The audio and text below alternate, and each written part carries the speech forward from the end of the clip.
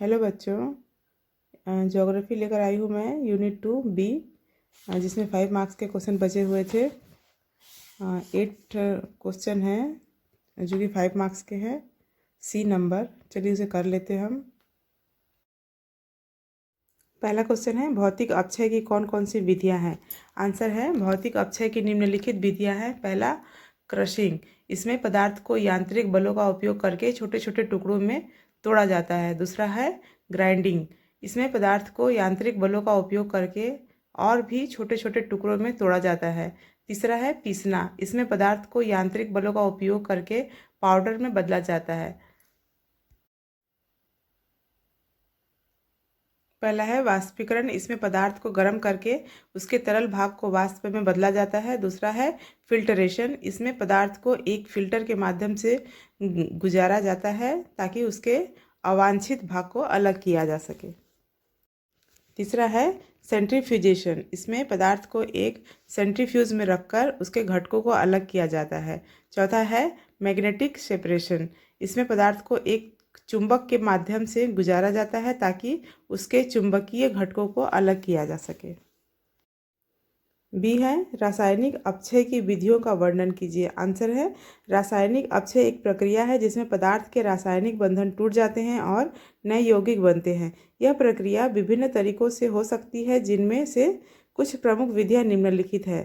पहला है hydrolysis. Hydrolysis एक रासायनिक प्रतिक्रिया है जिसमें पदार्थ को पानी के साथ मिलाकर उसके अणु टूट जाते हैं। इस प्रतिक्रिया में पानी के अणु पदार्थ के अणुओं के साथ जुड़कर एक नए यौगिक बनाते हैं। हाइड्रोलिसिस का उपयोग विभिन्न उद्योगों में किया जाता है, जैसे कि खाद्य उद्योग, फार्मास्यूटिकल्स उद्योग और पेट्रोकेमिकल्स उद्योग। दूसरा है ऑक्सीकरण। ऑक्सीकरण एक रासायनिक प्रतिक्रिया है जिसमें पदार्थ को ऑक्सीजन के साथ मिलकर उसके अणु ऑक्सीजन के साथ जुड़ जाते हैं और इस प्रक्रिया में ऑक्सीजन के अणु पदार्थ के अणुओं के साथ जुड़कर एक नए यौगिक बनाते हैं। ऑक्सीकरण का उपयोग विभिन्न उद्योगों में किया जा सकता है, जैसे कि धातु उद्योग, रासायनिक उद्योग और ऊर्जा उद्योग। विखंडन।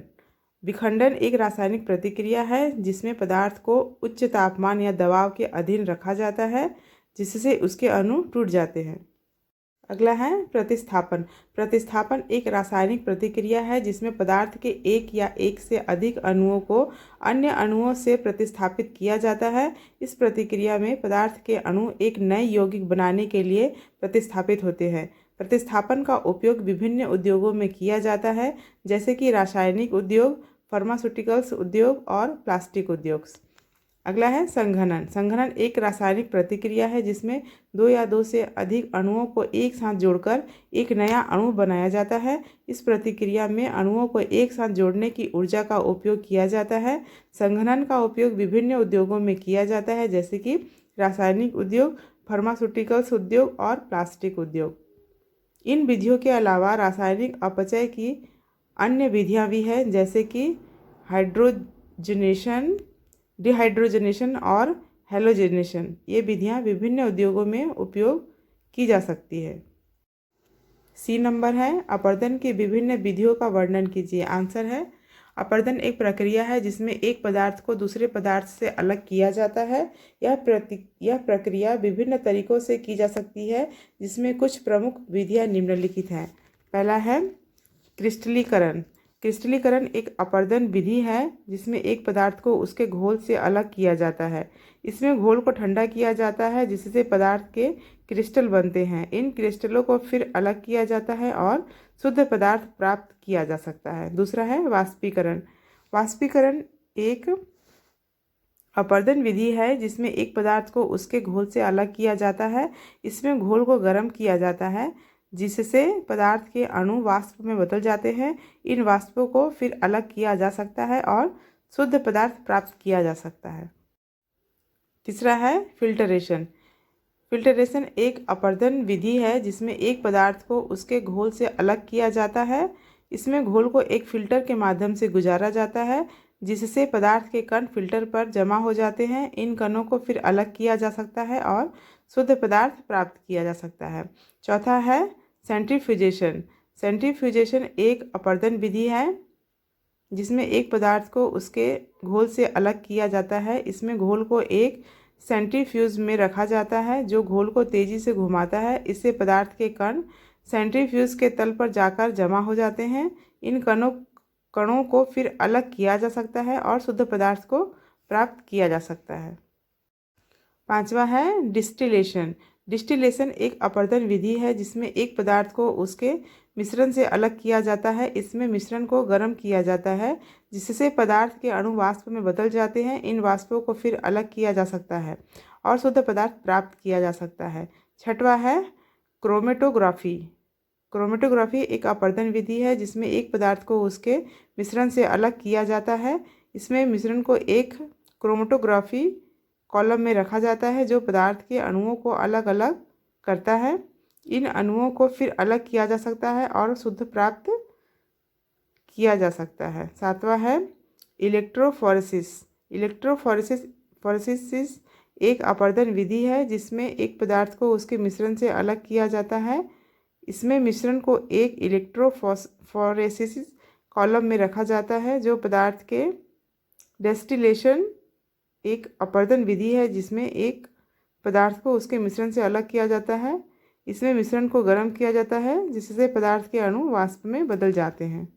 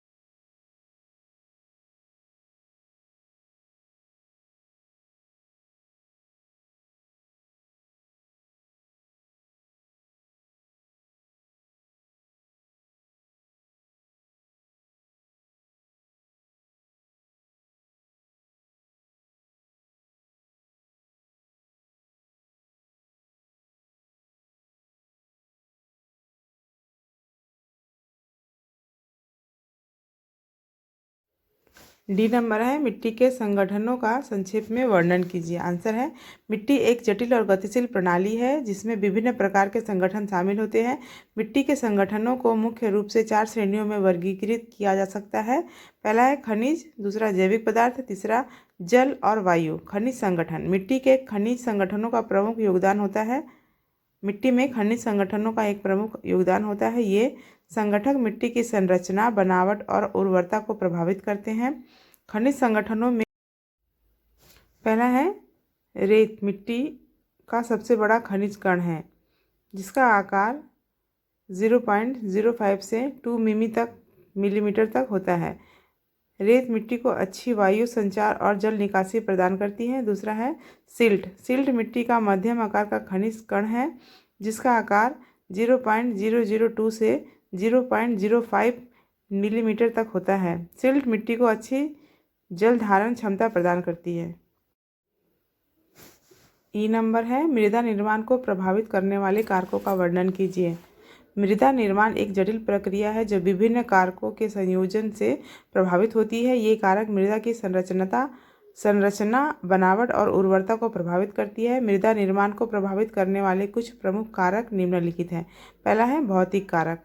भौतिक कारक में पहला है जलवायु। जलवायु मृदा निर्माण को प्रभावित करने वाला एक महत्वपूर्ण कारक है। तापमान, वर्षा और आर्द्रता जैसे जलवायु कारक मृदा की संरचना और बनावट को प्रभावित करते हैं। दूसरा है भू आकृति। भू आकृति मृदा निर्माण को प्रभावित करने वाला एक अन्य महत्वपूर्ण कारक है। पहाड़ी, मैदानी और पठारी क्षेत्रों में मृदा की संरचना और बनावट अलग अलग होती है। तीसरा है जल। जल मृदा निर्माण को प्रभावित करने वाला एक महत्वपूर्ण कारक है। जल मृदा की संरचना और बनावट को प्रभावित करता है और मृदा में पोषक तत्वों की उपलब्धता को बढ़ाता है। अगला है जैविक कारक। इसमें पहला है पौधे। पौधे मृदा निर्माण को प्रभावित करने वाले एक महत्वपूर्ण जैविक कारक है। पौधों की जड़ें मृदा की संरचना और बनावट को प्रभावित करती है और पौधों के अवशेष मृदा में पोषक तत्वों की उपलब्धता को बढ़ाते हैं। दूसरा है जीव। जीव जैसे कि बैक्टीरिया, फंगल और प्रोटोजोआ मृदा निर्माण को प्रभावित करने वाले महत्वपूर्ण जैविक कारक हैं। ये जीव मृदा में पोषक तत्वों की उपलब्धता को बढ़ाते हैं और मृदा की संरचना और बनावट को प्रभावित करते हैं। तीसरा है कृमि। कृमि मृदा निर्माण को प्रभावित करने वाले महत्वपूर्ण जैविक कारक है। कृमि मृदा की संरचना और बनावट को प्रभावित करते हैं और मृदा में पोषक तत्वों की उपलब्धता को बढ़ाते हैं।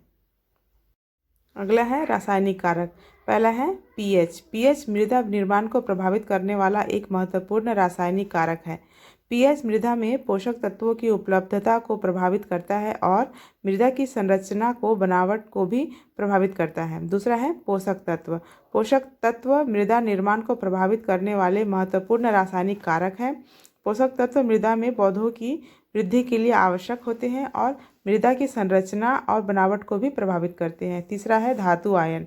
धातु आयन मृदा निर्माण को प्रभावित करने वाले महत्वपूर्ण रासायनिक कारक हैं। धातु आयन मृदा में पोषक तत्वों की उपलब्धता को प्रभावित करते हैं और मृदा की संरचना और बनावट को भी प्रभावित करते हैं। दूसरा है सिल्ट। सिल्ट मिट्टी का मध्यम आकार का खनिज कण है जिसका आकार 0.002 से 0.05 मिमी तक होता है। सिल्ट मिट्टी को अच्छी जल धारण क्षमता प्रदान करती है। तीसरा है मिट्टी के कण। मिट्टी के कण मिट्टी का सबसे छोटा खनिज कण है जिसका आकार 0.002 मिमी से कम होता है और मिट्टी के कण मिट्टी को उच्च जल धारण क्षमता और उर्वरता प्रदान करती है। F नंबर है मृदा निर्माण की कौन कौन सी विधियां हैं, उनके बारे में संक्षिप्त में लिखो। आंसर है मृदा निर्माण एक जटिल प्रक्रिया है जिसमें विभिन्न विधियों का उपयोग किया जाता है। मृदा निर्माण की कुछ महत्वपूर्ण विधियां निम्नलिखित है। पहला है भौतिक विधियां। इसमें है पहला मृदा मिश्रण। मृदा मिश्रण एक विधि है जिसमें विभिन्न प्रकार की मिट्टियों को मिलाकर एक नई मिट्टी बनाई जाती है। दूसरा है मृदा संशोधन। मृदा संशोधन एक विधि है जिसमें मिट्टी की संरचना और बनावट को संशोधित किया जाता है। तीसरा है मृदा स्थिरीकरण। मृदा स्थिरीकरण एक विधि है जिसमें मिट्टी को स्थिर किया जाता है ताकि वह धंसने या खिसकने से बच जाए। जैविक विधियाँ में पहला है जैविक खाद। जैविक खाद एक विधि है जिसमें जैविक पदार्थों को मिट्टी में मिलाकर उसकी उर्वरता बढ़ाई जाती है। दूसरा है मृदा जीव विज्ञान। मृदा जीव विज्ञान एक विधि है जिसमें मिट्टी में रहने वाले जीवों को बढ़ावा दिया जा सकता है ताकि वे मिट्टी की उर्वरता बढ़ा सकें। तीसरा है वनस्पति विज्ञान। वनस्पति विज्ञान एक विधि है जिसमें विभिन्न प्रकार के पौधों को मिट्टी में लगाकर उसकी उर्वरता बढ़ाई जाती है। रासायनिक विधियाँ। पहला है रासायनिक खाद। रासायनिक खाद एक विधि है जिसमें रासायनिक पदार्थों को मिट्टी में मिलाकर उसकी उर्वरता बढ़ाई जा सकती है। दूसरा है मृदा सुधार। मृदा सुधार एक विधि है जिसमें मिट्टी की संरचना और बनावट को सुधारा जा सकता है। तीसरा है मृदा प्रदूषण नियंत्रण। मृदा प्रदूषण नियंत्रण एक विधि है जिसमें मिट्टी में प्रदूषण को नियंत्रित किया जा सकता है। जी नंबर है मिट्टी की परिच्छेदिका का सचित्र वर्णन कीजिए। तो बुक से लेकर आप चित्र बनाइए और यहाँ पे उसको डिस्क्राइब कर दिया जा रहा है। आंसर है मिट्टी की परिच्छेदिका मिट्टी की एक महत्वपूर्ण विशेषता है जो मिट्टी की संरचना और गुणों को दर्शाती है। मिट्टी की परिच्छेदिका में निम्नलिखित परतें होती हैं। मिट्टी के परिच्छेदिका की परतें। पहला है ओ हॉरिजन। यह मिट्टी की सबसे ऊपरी परत है जो मुख्य रूप से जैविक पदार्थों से बनी होती है। इसमें पत्तियाँ, टहनियाँ और अन्य जैविक पदार्थ होते हैं। दूसरा है ए हॉरिजन। यह मिट्टी की दूसरी परत है जो मुख्य रूप से ह्यूमस और खनिजों से बनी हुई होती है। इसमें जैविक पदार्थों की मात्रा कम होती है। तीसरा है बी हॉरिजन। यह मिट्टी की तीसरी परत है जो मुख्य रूप से खनिजों से बनी हुई होती है। इसमें जैविक पदार्थों की मात्रा बहुत कम होती है। तीसरा है बी हॉरिजन। यह मिट्टी की तीसरी परत है जो मुख्य रूप से खनिजों से बनी हुई होती है। इसमें जैविक पदार्थों की मात्रा बहुत कम होती है। चौथा है सी हॉरिजन। यह मिट्टी की चौथी परत है जो मुख्य रूप से मूल चट्टानों से बनी हुई होती है। इसमें जैविक पदार्थों की मात्रा बहुत कम होती है। पाँचवा है आर हॉरिजन। यह मिट्टी के सबसे नीचे की परत है जो मूल चट्टान से बनी हुई होती है। इसमें जैविक पदार्थों की मात्रा बहुत कम होती है। मिट्टी की परिच्छेदिका का महत्व। मिट्टी की परिच्छेदिका का अध्ययन करना महत्वपूर्ण है क्योंकि यह मिट्टी की संरचना, गुणों और उपयोगिता के बारे में जानकारी प्राप्त करती है। मिट्टी की परिच्छेदिका का अध्ययन करने से हमें निम्नलिखित जानकारियाँ मिलती हैं। मिट्टी की संरचना और गुण, मिट्टी की उपयोगिता और संभावित उपयोग, मिट्टी की स्थिरता और संरक्षण की आवश्यकता, मिट्टी की उर्वरता और पोषक तत्वों की उपलब्धता। इस प्रकार मिट्टी की परिच्छेदिका का अध्ययन करना मिट्टी के बारे में जानकारी प्राप्त करने और उसके संरक्षण और उपयोग के लिए महत्वपूर्ण है। एक विधि है जिसमें विभिन्न प्रकार की मिट्टियों को मिलाकर एक नई मिट्टी बनाई जाती है। दूसरा है मृदा संशोधन। मृदा संशोधन एक विधि है जिसमें मिट्टी की संरचना और बनावट को संशोधित किया जाता है। तीसरा है मृदा स्थिरीकरण। मृदा स्थिरीकरण एक विधि है जिसमें मिट्टी को स्थिर किया जाता है ताकि वह धंसने या खिसकने से बच जाए। जैविक विधियां हैं, इसमें पहला है जैविक खाद। जैविक खाद एक विधि है जिसमें जैविक पदार्थ को मिट्टी में मिलाकर उसकी उर्वरता बढ़ाई जाती है। दूसरा है मृदा जीव विज्ञान। मृदा जीव विज्ञान एक विधि है जिसमें मिट्टी में रहने वाले जीवों को बढ़ावा दिया जाता है ताकि वे मिट्टी की उर्वरता बढ़ा सकें। तीसरा है वनस्पति विज्ञान। वनस्पति विज्ञान एक विधि है जिसमें विभिन्न प्रकार के पौधों को मिट्टी में लगाकर उसकी उर्वरता बढ़ाई जाती है। एच नंबर है मृदा अपरदन रोकने के कुछ सुझाव दीजिए। आंसर है मृदा अपरदन, थोड़ा मिस्टेक हो गया है स्पेलिंग में, ठीक कर लीजिएगा। मृदा अपरदन एक गंभीर समस्या है जो मृदा की गुणवत्ता और उर्वरता को प्रभावित करती है। मृदा अपरदन को रोकने के लिए निम्नलिखित सुझाव दिए जा सकते हैं। वनस्पति विज्ञान संबंधी सुझाव, इसमें पहला है वनस्पति आवरण। वनस्पति आवरण मृदा अपरदन को रोकने में मदद करती है। वनस्पति की जड़ें मृदा को स्थिर करती है और अपरदन को भी रोकती है। दूसरा है वृक्षारोपण। वृक्षारोपण मृदा अपरदन को रोकने में मदद करता है। वृक्षों की जड़ें मृदा को स्थिर करती है और अपरदन को रोकती है। तीसरा है फसल चक्र। फसल चक्र मृदा अपरदन को रोकने में मदद करता है। फसल चक्र में मृदा की उर्वरता बढ़ती है और अपरदन की समस्या घटती है। अगला है यांत्रिक सुझाव। इसमें पहला है मृदा संरक्षण दीवारें। मृदा संरक्षण दीवारें मृदा अपरदन को रोकने में मदद करती है। ये दीवारें मृदा को स्थिर करती है और अपरदन को रोकती है। दूसरा है मृदा बांध। मृदा बांध मृदा अपरदन को रोकने में मदद करता है। मृदा बांध मृदा को स्थिर करता है और अपरदन को रोकता है। तीसरा है वाटर हार्वेस्टिंग। वाटर हार्वेस्टिंग मृदा अपरदन को रोकने में मदद करती है। वाटर हार्वेस्टिंग से वर्षा जल को संग्रहित किया जा सकता है और अपरदन की समस्या कम हो सकती है। रासायनिक सुझाव है, इसमें पहला है जैविक खाद। जैविक खाद मृदा अपरदन को रोकने में मदद करती है। जैविक खाद मृदा की उर्वरता को बढ़ाती है और अपरदन की समस्या कम होती है। दूसरा है मृदा सुधार। मृदा सुधार मृदा अपरदन को रोकने में मदद करता है। मृदा सुधार से मृदा की उर्वरता बढ़ती है और अपरदन की समस्या कम हो जाती है। तीसरा है मृदा परीक्षण। मृदा परीक्षण मृदा अपरदन को रोकने में मदद करता है। मृदा परीक्षण से मृदा की गुणवत्ता और उर्वरता का पता लगाया जा सकता है और अपरदन की समस्या कम हो सकती है। तो बच्चों ये 5 मार्क्स के 8 क्वेश्चन थे जिसको मैंने दे दिया है अभी। और यूनिट 2B का जो कि था वो पूरा कंप्लीट हो चुका है। अब हम अगले तरफ जाएंगे यूनिट 3 में, चैप्टर 3 में। मैं बस थोड़े समय बाद ही चैप्टर 3 का जितने भी क्वेश्चन आंसर हैं उसको सॉल्व करके अपलोड कर दूंगी। तो आप लोगों को कोई क्वेश्चन होगा तो आप लोग कमेंट कीजिए। Thank you.